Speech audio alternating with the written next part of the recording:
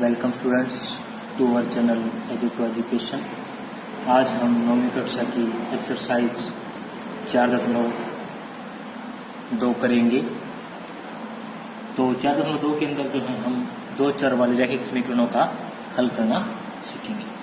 तो सबसे पहले मैं आपको बताता हूँ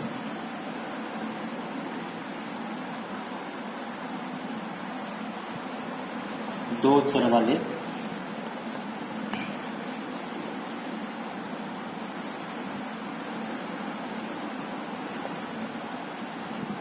रैखिक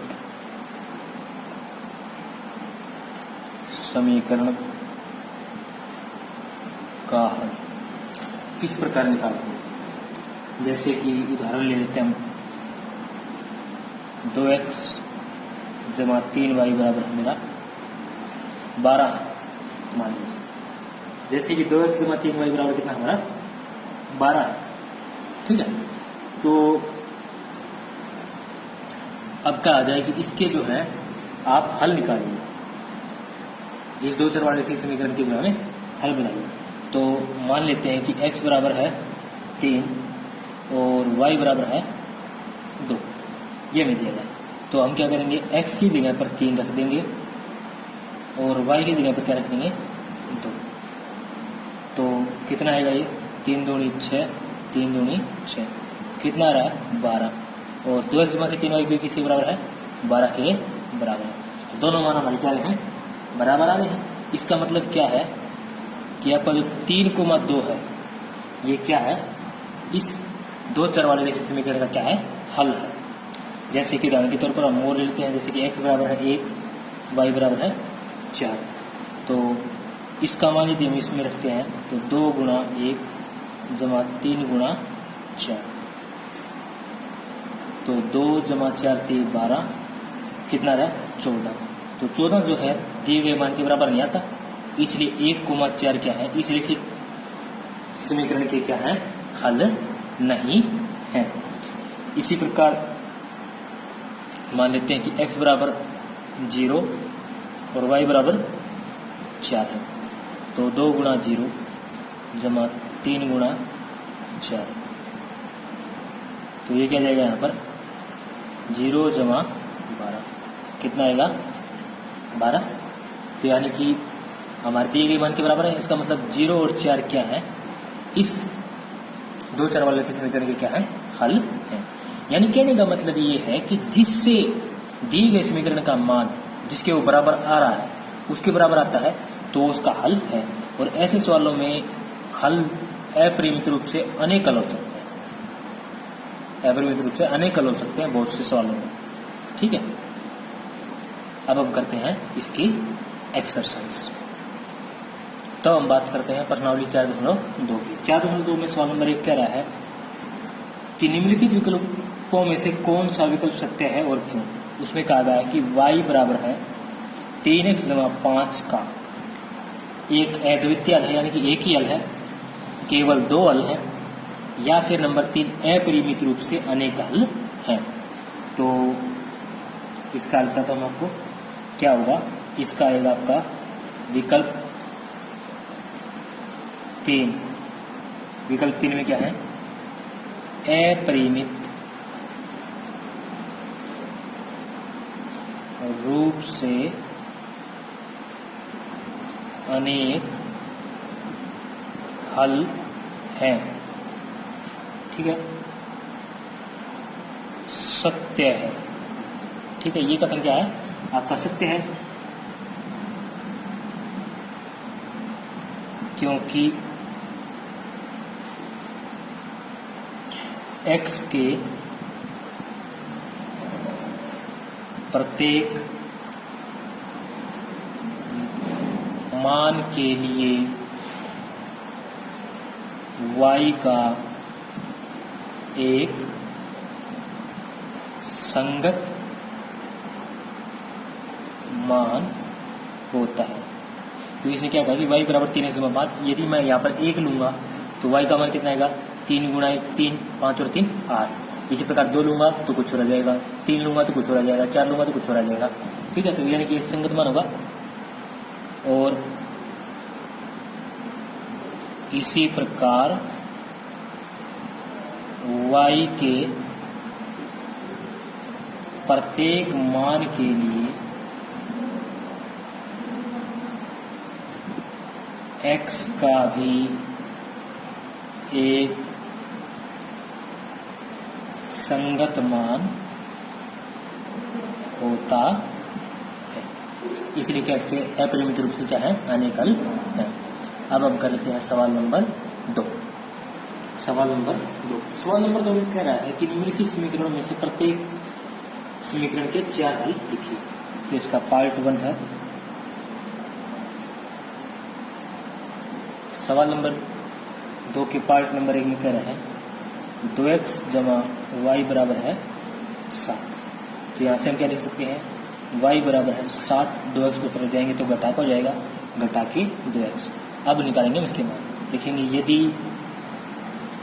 x बराबर 0 हो तो y बराबर कितना हो जाएगा, 7 घटा के 2 गुना 0, यानी कि 7 घटा 0 बराबर है 7। यदि x बराबर क्या होगा, 1 हो तो y बराबर कितना होगा, 7 घटा 2 गुना 1, यानी कि 7 घटा 2 बराबर है 5। यदि x बराबर 2 तो y बराबर क्या होगा, 7 घटा के 2 गुना 2, 7 घटा के 4 बराबर है 3। यदि x बराबर घटा 1, यानी जरूर नहीं कि हम 1 2 कुछ भी ले सकते हैं मान। यदि x बराबर घटा का 1 होगा तो y बराबर क्या होगा, तो y बराबर क्या होगा हमारा, y बराबर होगा 7 घटा 2 गुना घटा के 1, यानी कि ये घटा जमा जाएगा, 7 जमा 2 बराबर आपका 9। तो इस प्रकार हमारे क्या जाएंगे 7 हल, 2x जमा y बराबर 7 के 4 हल। क्या हमारे 4 हल, जब हमारा x 0 है तो y का मान है 7, उसके बाद जब x 1 है तो y है 5, जब x 2 है तो y है 3, और जब x घटा का 1 है तब y है 9। आप 0 1 2 घटाए की जगह 3 4 5 6 7 8 जो मन करे वो ले सकते हैं, क्योंकि इस प्रकार के जब भी 4 हल की बात करता है तो अलग अलग हल आ सकते हैं। ठीक है, इसी के साथ जो सवाल नंबर 2 का भाग नंबर 1 कंप्लीट हुआ। अब हम करते हैं सवाल नंबर 2 का भाग नंबर 2 में कह रहा है पाई x जमा y बराबर है 9। तो हम क्या करेंगे, y का मान निकालेंगे तो क्या होगा, पाई इस तरफ चला जाएगा, 9 घटा के पाई x, y बराबर है 9 घटा के पाई x। यहाँ से लिखेंगे यदि, अब इसके मान लिखना शुरू करेंगे, x बराबर 0 हो तो हमारा y बराबर क्या होगा, 9 घटा के पाई गुना 0, यानी कि 9 घटा 0 बराबर कितना जाएगा 9। यदि x बराबर 1 हो तो y बराबर क्या जाएगा, पाई गुना 1, 9 घटा के पाई। ठीक है, यदि x बराबर 2 तो y बराबर क्या जाएगा, 9 घटा के पाई गुना 2, 9 घटा पाई गुना 2 बराबर क्या जाएगा, 9 घटा के 2 पाई। यदि x बराबर घटा का 1 हो तो y बराबर क्या जाएगा, 9 घटा पाई गुना घटा 1, प्रयास क्या जाएगा 9 जमा पाई।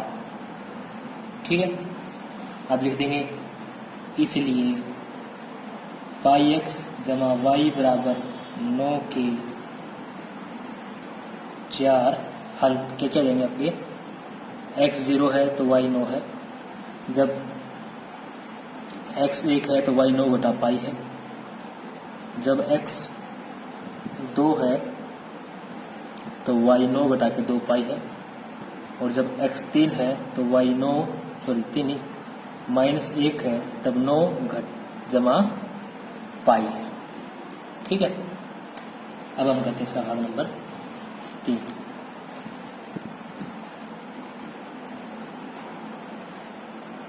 भाग नंबर 3 में क्या कह रहा है ये? भाग नंबर 3 में कह रहा है कि x बराबर क्या आपका 4y। तो यहाँ से क्या जाएगा, y बराबर हम क्या ले लें 0, लिख देता हूँ यहाँ पर। यदि y बराबर 0 तो x बराबर क्या जाएगा 4 गुणा 0 यानी कि 0। यदि y बराबर 2 तो x बराबर क्या जाएगा 4 गुणा 2 8। यदि y बराबर 3 तो x बराबर क्या जाएगा 4 गुणा 3 12।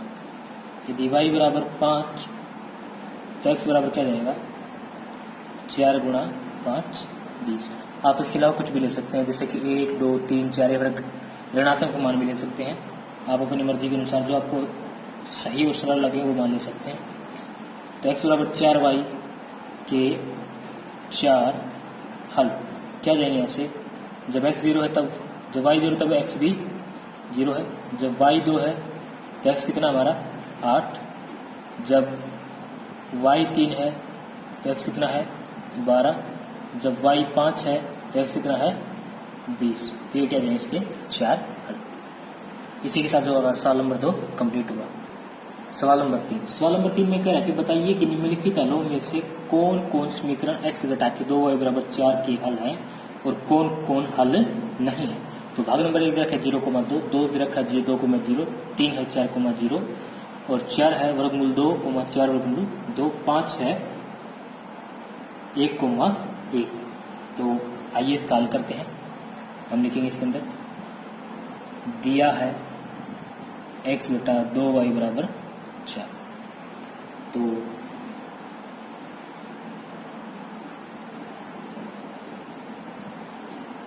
समीकरण में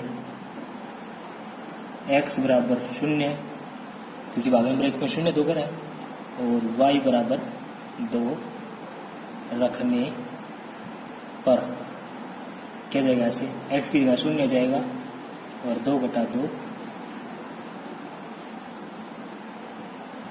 कितना जाएगा यहाँ से, बराबर किसके होना चाहिए 4 के। लेकिन ये कितना बन रहा है यहाँ से 0 घटा 4, ये जाएगा घटा के 4 बराबर है 4, जो कि सत्य नहीं है। लेकिन ये है सत्य नहीं है, क्योंकि घटा का 4 कभी 4 के बराबर नहीं होता है। इसलिए क्या होगा 0,2 समीकरण के हल नहीं है। ठीक है, अब कर लेते हैं इसका भाग नंबर 2। लिखेंगे दिया है x घटा के 2y बराबर आपका 4। लिखेंगे समीकरण में x बराबर 2 y बराबर 0 रखने पर क्या जाएगा ऐसे, x बराबर 2 यानी कि 2 घटा y का मान कितना जाएगा 0 बराबर 4। तो 2 घटा 0 बराबर 4 यानी कि 2 बराबर 4, जो कि सत्य नहीं है। तो लिखेंगे यह है सत्य नहीं है। इसलिए 2,0 समीकरण के हल नहीं है। इसलिए क्या है, समीकरण का हल नहीं। अब करते हैं इसका भाग नंबर 3। भाग नंबर 3 में कह रहा है कि 4,0 लिखेंगे दिया है x घटा 2 बराबर है 4, हमें 4,0 लेना है। तो लिखेंगे समीकरण में x बराबर 4 y बराबर 0 रखने पर, ठीक है, x बराबर 4 y बराबर 0 रखने पर क्या जाएगा, x बराबर 4 और y बराबर 0 रखेंगे यहाँ से। तो यानी कि 4 घटा 0 4, यानी कि 4 बराबर 4 क्या जाएगा यहाँ से 4 बराबर 4 जो कि सत्य है, इसलिए 4,0 दिए गए समीकरण के हल हैं। ठीक है, अब कर लेते हैं इसका भाग नंबर 4। भाग नंबर 4 में क्या कह रहा है आपके, वर्गमूल 2, 4 वर्गमूल 2 ये दे रखें। तो लिखेंगे दिया है x घटा के 2y बराबर 4, लिख देंगे ऐसे। समीकरण में x बराबर वर्गमूल 2, y बराबर 4 वर्गमूल 2 रखने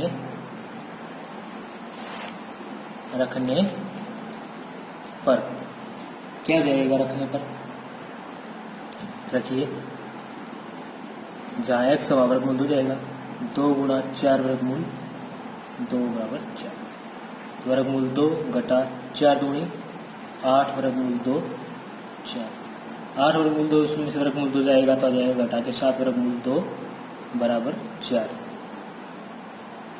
यह सत्य नहीं है, इसलिए वर्गमूल 2, 4 वर्गमूल 2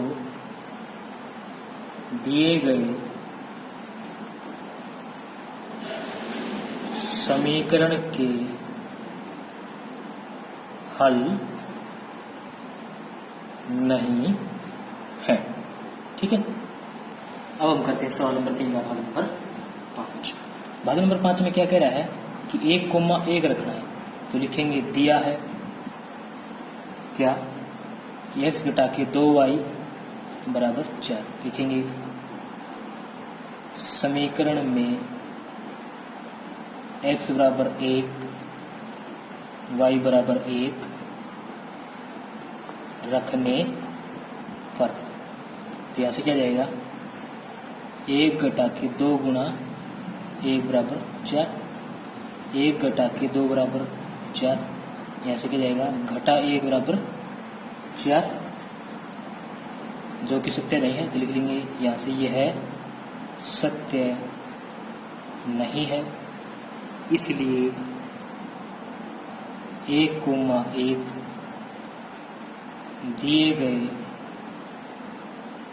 समीकरण का हल नहीं है। इसी के साथ जो आपका सवाल नंबर 3 कंप्लीट हुआ। अब करते हैं सवाल नंबर 4। सवाल नंबर 4 में कह रहा है k का मान ज्ञात कीजिए जबकि x बराबर 2 y बराबर 1 समीकरण 2x जमा 3 y बराबर k का हल है। तो लिखेंगे, इसका करेंगे हम हल। लिखेंगे क्योंकि x बराबर 2 तथा y बराबर 1 समीकरण 2x जमा 3y बराबर k का हल है, इसलिए x और y के मान दिए गए समीकरण को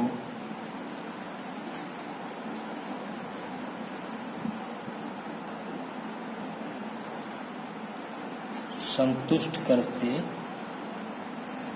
हैं, इसलिए 2x जमा 3y बराबर k में x बराबर 2 तथा y बराबर 1 रखने पर, तो समीकरण क्या था हमारा 2x जमा 3y, क्या करेंगे इसके अंदर 2 और 1 रख देंगे, तो यहाँ से हो जाएगा जमा 3 की जगह रखना y की जगह रखना 1 बराबर के जाएगा यहाँ से k, तो 2 दूनी 4, 3 गुणा 1 3 बराबर के जाएगा, तो यहाँ पे जाएगा 7 बराबर के, इसलिए हम क्या कह सकते हैं के बराबर 7, हम के का मान ज्ञात करना था और यही जाएगा आपका आंसर। यदि आपको हमारे वीडियोस अच्छे लगते हैं तो हमारे चैनल को सब्सक्राइब करें, वीडियोस को लाइक करें और चैनल को शेयर करें। Thank you.